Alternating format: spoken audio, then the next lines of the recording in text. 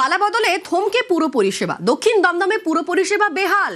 পরিষেবা চালু রাখতে পুরসভায় বিজেপির ৩ জয়ী প্রার্থী, পুরপ্রধান সহ আধিকারিকদের সঙ্গে বৈঠক। পুর পরিষেবা চালু রাখতে কড়া বার্তা। পুরসভা অফিসকে পার্টি অফিস না করার বার্তা।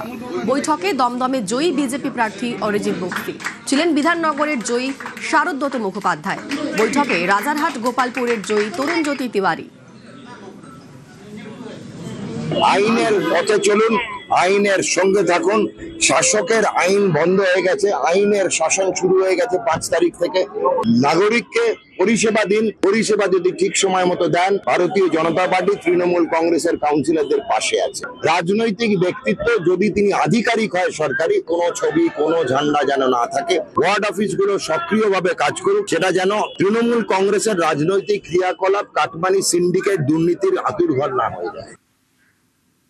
বাঁকুড়ার পাত্রসায়রে পদ্মের গান্ধীগিরি। পুলিশ প্রশাসনের বিভিন্ন দফতরে মিষ্টি বিলি।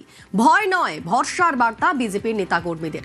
ওসি, বিডিও, বিএলআরওর সঙ্গেও সাক্ষাৎ।